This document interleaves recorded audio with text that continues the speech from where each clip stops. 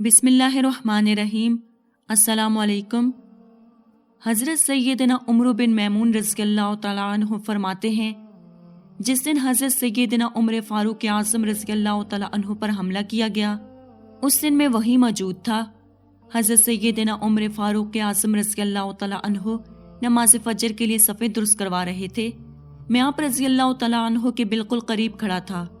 ہمارے درمیان صرف حضرت سیدنا عبداللہ بن عباس رضی اللہ تعالیٰ عنہما حائل تھے۔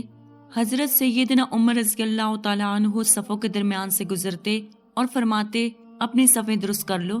جب آپ رضی اللہ تعالیٰ عنہ نے دیکھا کہ صفیں بالکل سیدھی ہو چکی ہیں، نمازیوں کے درمیان بالکل خلا نہیں رہا اور سب کے کندھے ملے ہوئے ہیں، تو آپ رضی اللہ تعالیٰ عنہ آگے بڑھے اور تکبیر تحریمہ کہی۔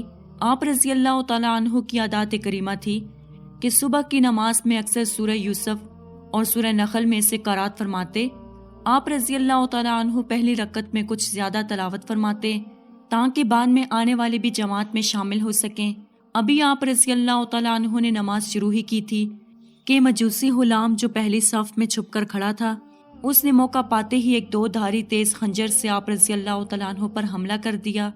حضرت سیدنا عمر رضی اللہ تعالیٰ عنہ کی آواز سنائی دی کہ مجھے کسی کتے نے قتل کر دیا یا کاٹ لیا ہے۔ وہ مجوسی غلام حملہ کرنے کے بعد پیچھے پلٹا اور بھاگتے ہوئے 13 نمازیوں پر حملہ کیا، جن میں سے 7 شہید ہو گئے۔ ایک نمازی نے آگے بڑھ کر اس پر کپڑا ڈالا اور اسے پکڑ لیا۔ جب اس بدبخت غلام نے دیکھا کہ اب میں پکڑا جا چکا ہوں تو اپنے ہی خنجر سے خودکشی کر لی۔ جب حضرت سیدنا عمر رضی اللہ تعالیٰ عنہ پر حملہ ہوا تو صفوں میں دور کھڑے اکثر نمازی اس حملہ سے بے خبر تھے۔ جب انہوں نے حضرت سیدنا عمر رضی اللہ تعالیٰ عنہ کی قرات نہ سنی تو سبحان اللہ کہنا شروع کر دیا۔ حضرت سیدنا عبد الرحمن رضی اللہ تعالیٰ عنہ نے آگے بڑھ کر نماز فجر پڑھائی۔ اکثر لوگوں کو نماز کے بعد واقعہ کا علم ہوا۔ حضرت سیدنا عمر رضی اللہ تعالیٰ عنہ شدید زخمی ہو چکے تھے۔ آپ رضی اللہ تعالیٰ عنہ نے حضرت سیدنا ابن عباس رضی اللہ تعالیٰ عنہما سے فرمایا کہ اے ابن عباس رضی اللہ تعالیٰ عنہما، معلوم کرو کہ مجھے کس نے زخمی کیا ہے۔ آپ رضی اللہ تعالیٰ عنہ باہر گئے۔ کچھ دیر بعد واپس آ کر بتایا، مغیرہ رضی اللہ تعالیٰ عنہ کے غلام نے آپ رضی اللہ تعالیٰ عنہ پر حملہ کیا ہے۔ آپ رضی اللہ تعالیٰ عنہ نے فرمایا، وہی غلام جو لوہار تھا؟ حضرت سیدنا ابن عباس رضی اللہ تعالیٰ عنہما نے جواب دیا، جی ہاں۔ حضرت سیدنا عمر رضی اللہ تعالیٰ عنہ نے کہا، اللہ عز و جل اسے غارت کرے، میری اس سے کوئی دشمنی نہیں تھی، بلکہ میں نے تو اس سے نیکی کی دعوت دی تھی، میں تو اس کے ساتھ بھلائی کا خواہاں تھا۔ اللہ عز و جل کا شکر ہے کہ میں کسی مسلمان کے ہاتھوں زخمی نہ ہوا۔ پھر آپ رضی اللہ تعالیٰ عنہ کو گھر لے جایا گیا۔ حضرت سیدنا عمر بن میمون رضی اللہ تعالیٰ عنہ فرماتے ہیں، ہم لوگ بھی آپ رضی اللہ تعالیٰ عنہ کے گھر کی طرف چل دیے۔ لوگوں پر مصیبتوں کا پہاڑ ٹوٹ پڑا تھا، گویا اس سے پہلے کبھی ایسی پریشانی اور مصیبت سے دو چار نہ ہوئے تھے۔ لوگ آپ رضی اللہ تعالیٰ عنہ کو تسلی دینے لگے، حضور آپ رضی اللہ تعالیٰ عنہ پریشان نہ ہوں، آپ رضی اللہ تعالیٰ عنہ کے زخم جلدی ہی ٹھیک ہو جائیں گے۔ پھر آپ رضی اللہ تعالیٰ عنہ کو کھجور کی نبیذ پلائی گئی، لیکن وہ آپ رضی اللہ تعالیٰ عنہ کے پیٹ کے زخموں کے ذریعے باہر آ گئی۔ پھر دودھ پلایا گیا تو وہ بھی زخموں کے راستے پیٹ سے باہر نکل آیا۔ لوگ سمجھ گئے کہ اب ہم آپ رضی اللہ تعالیٰ عنہ کی صحبت سے زیادہ دیر تک فیضیاب نہ ہو سکیں گے۔ پھر لوگوں نے آپ رضی اللہ تعالیٰ عنہ کی تعریف کرنا شروع کر دی۔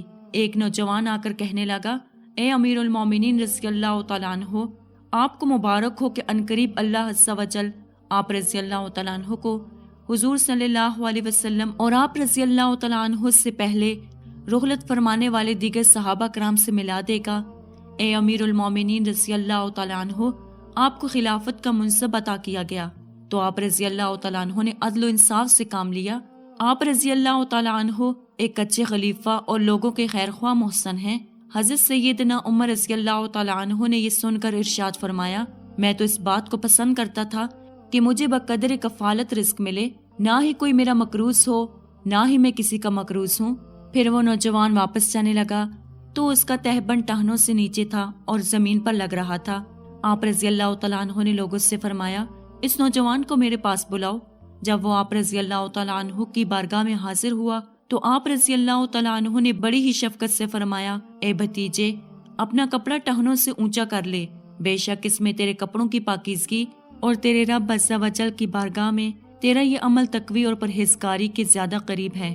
سبحان اللہ عز و جل، قربان جائے ان پاکیزہ غستیوں کے جذبہ تبلیغ پر کہ آخری لمحات میں بھی نیکی کی دعوت دینا ترک نہ کی اور اس حالت میں بھی خلاف اشارہ کام برداشت نہ ہو سکا۔ پھر آپ رضی اللہ تعالیٰ عنہ نے اپنے صاحبزادے حضرت سیدنا عبداللہ بن عمر رضی اللہ تعالیٰ عنہما سے فرمایا، حساب لگا کر بتاؤ ہم پر کتنا قرض ہے؟ انہوں نے حساب لگا کر بتایا، تقریباً 86,000 درہم۔ آپ رضی اللہ تعالیٰ عنہ نے فرمایا، اگر یہ قرض میرے مال سے ادا ہو جائے تو ادا کر دینا، اور اگر میرا مال کافی نہ ہو تو بنی عدی بن کعب کے مال سے ادا کرنا، اگر پھر بھی نہ کافی ہو تو قریش سے سوال کرنا، ان کے علاوہ اور کسی سے سوال نہ کرنا۔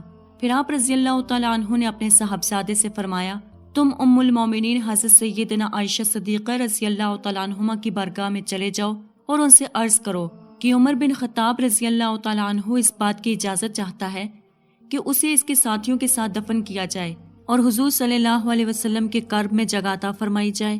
حضرت سیدنا عبداللہ بن عمر رضی اللہ تعالیٰ عنہما حضرت سیدنا عائشہ صدیقہ رضی اللہ تعالیٰ عنہ کی بارگاہ میں حاضر ہوئے اور سلام عرض کیا۔ آپ رضی اللہ تعالیٰ عنہ رو رہی تھیں۔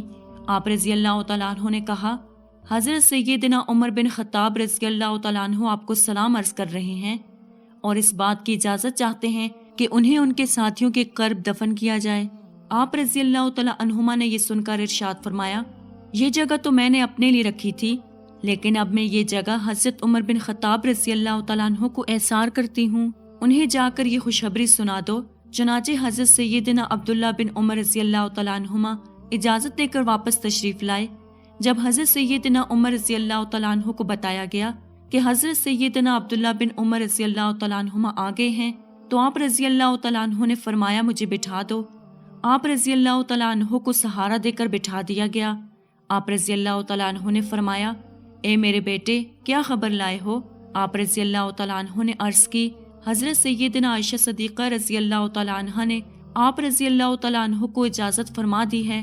آپ رضی اللہ تعالیٰ عنہ خوش ہو جائیں، جس چیز کو آپ رضی اللہ تعالیٰ عنہ پسند کیا کرتے تھے وہ آپ کو عطا کر دی گئی ہے۔ یہ سن کر آپ رضی اللہ تعالیٰ عنہ نے فرمایا، مجھے اس چیز سے زیادہ اور کسی چیز کی فکر نہیں تھی، الحمدللہ عز و جل مجھے میری پسندیدہ چیز عطا کر دی گئی ہے۔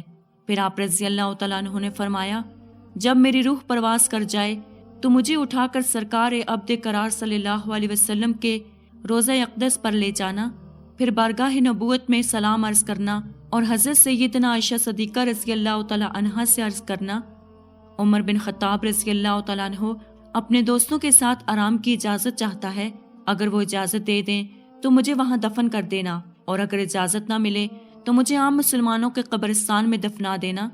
جب آپ رضی اللہ تعالیٰ عنہ کی روح حالق حقیقی عز و جل سے جا ملی تو ہم لوگ آپ رضی اللہ تعالیٰ عنہ کو مسجد نبوی شریف میں لے گئے اور حضرت سیدنا عبداللہ بن عمر رضی اللہ تعالیٰ عنہما نے حجرہ مبارکہ سے باہر کھڑے ہو کر ام المومنین حضرت سیدنا عائشہ صدیقہ رضی اللہ تعالیٰ عنہما کو سلام عرض کیا اور حضرت سیدنا عمر رضی اللہ تعالیٰ عنہ کو حجرہ مبارکہ میں دفن کرنے کی اجازت طلب کی۔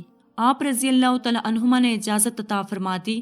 چنانچہ حضرت سیدنا عمر فاروق اعظم رضی اللہ تعالیٰ عنہ کو حضور نبی پاک صاحب الالاق صلی اللہ علیہ وسلم کے جلووں میں حضرت سیدنا صدیق اکبر رضی اللہ تعالیٰ عنہ کے پہلو میں دفن کر دیا گیا۔ جزاک اللہ۔ امید کرتی ہوں کہ آپ کو آج کی ویڈیو پسند آئی ہوگی۔